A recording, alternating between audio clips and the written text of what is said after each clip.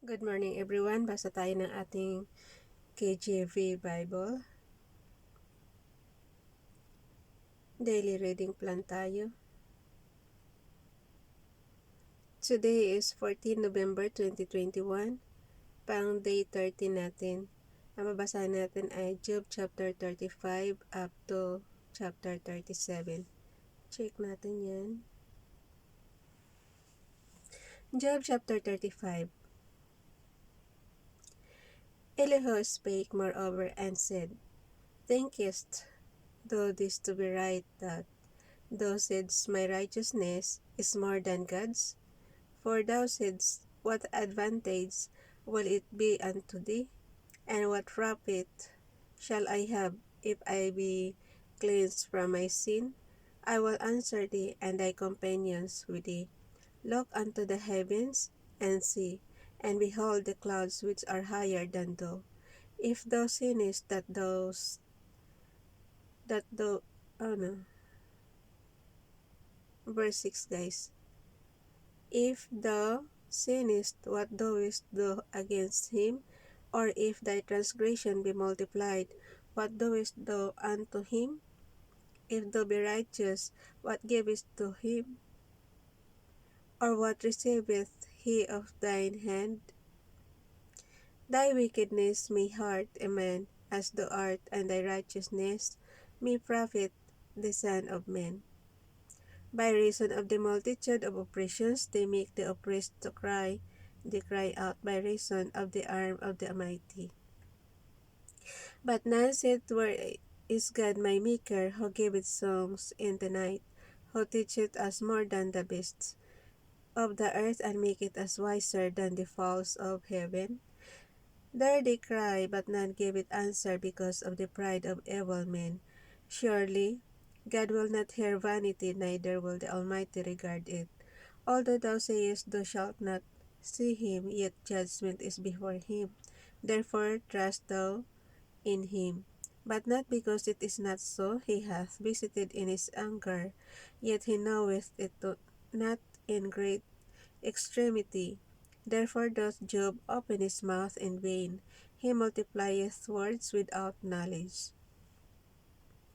Chapter 36, verse 1.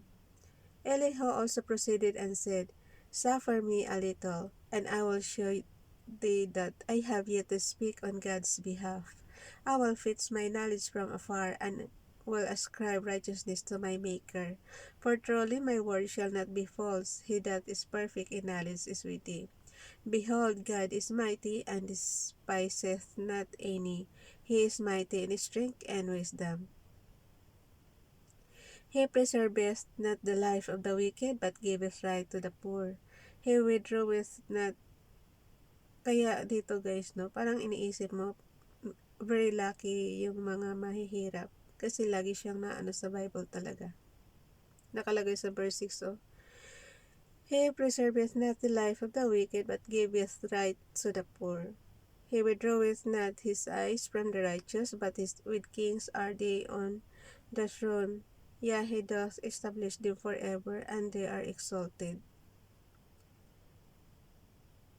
Pero sometimes guys, huwag natin ma-misinterpret yan. Kasi hindi lang naman para sa poor yung mga ano. May mga mayayaman din naman mga matuwid. Ulitin natin verse 7. He withdraweth not his eyes from the righteous, but with kings are they on the throne. Yea, he doth establish them forever, and they are exalted. And if they be bound in fetters, and beholden in cords of affliction, then he sheweth them their work and their transgressions that they have exceeded. He opened also their ear to discipline, and commandeth that they return from iniquity. If they obey and serve him, they shall spend their days in prosperity. Ayan guys, verse 11. If they obey and serve him, they shall spend their days in prosperity, and their years in pleasure. Parang gusto ko siyang kuhanin mamaya. But if they obey not, they shall perish by the sword, and they shall die without knowledge. By the hypocrites in heart, heap up wrath. They cry, not when he bindeth them. They die in youth, and their life is among the unclean. He delivereth the poor in his affliction, and openeth their ears in oppression.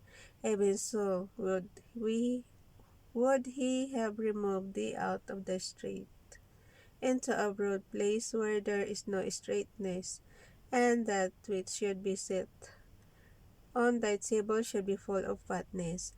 But thou hast fulfilled the judgment of the wicked, judgment and justice take hold on thee. Because there is wrath, beware lest they take thee away with his stroke, then a great ransom cannot deliver thee. While he esteem thy riches, no, not gold, nor all the forces of strength. Desire not the night when people are cut off in their place. Take heed. Regard not iniquity, for this hast thou chosen rather than affliction.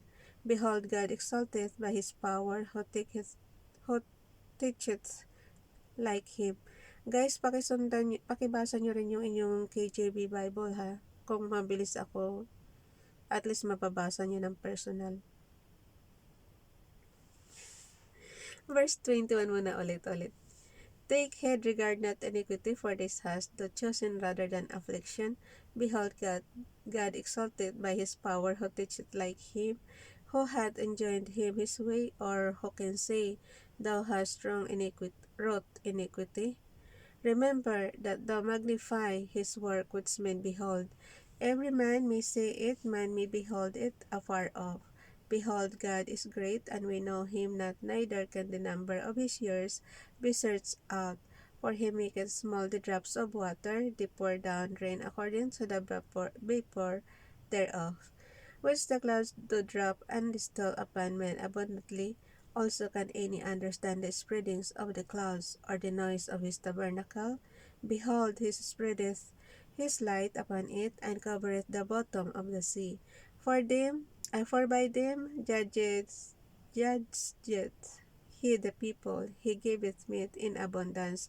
With clouds he covereth the light, and commandeth it not to shine by the cloud that cometh betwixt. The noise thereof showeth concerning it the cattle, also concerning the vapor. Last chapter tayo, chapter 37 ng Job. At this also my heart trembleth, and is moved out of his place. Hear attentively the noise of his voice, and the sound that goeth out of his mouth. He directeth it under the whole heaven, and his lightning unto the ends of the earth. After it a voice roareth. He thundereth with the voice of his excellency, and he will not stay them with his voice is heard. God thundereth marvelously with his voice, great things doeth he, which he cannot comprehend. For he saith to the snow, Be thou on the earth, likewise to the small rain, and to the great rain of his strength. He sealeth up the hand of every man, that all men may know his work. Then the beasts go into dens, and remains in their places. Out of the south cometh the whirlwind, and cold out of the north. By the breath of God frost is given, and the breath of the waters is straightened. Also by watering he wearieth the thick cloud, he scattereth his bright cloud, and it is turned around about by his counsels, that they may do whatsoever he commanded them upon the face of the world in the earth. He causeth it to come, whether for correction, or for his land, or for mercy. Hearken unto this. Verse 14 tayo guys ha. Inom lang ako tubig.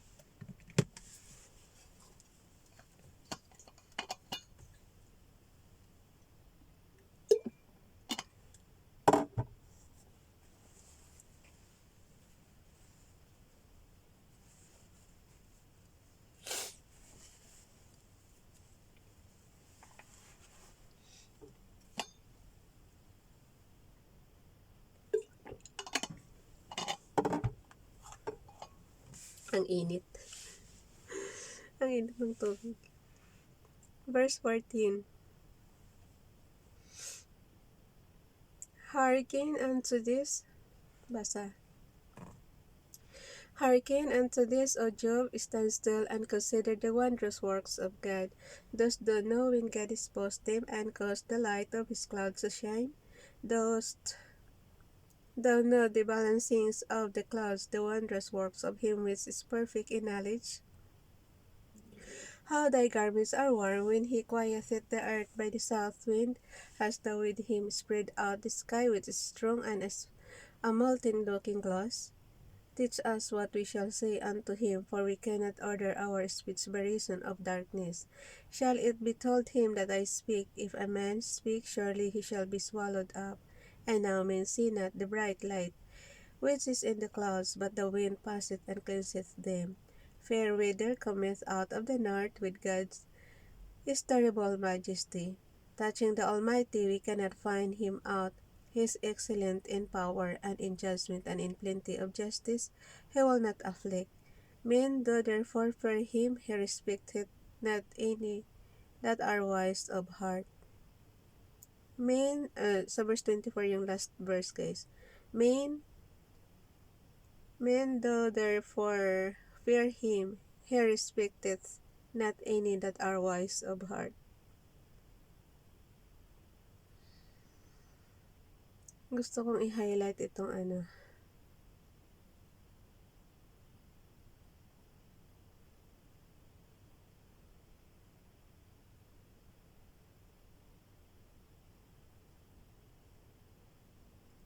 Okay na yan guys. Hanggang 37 lang tayo.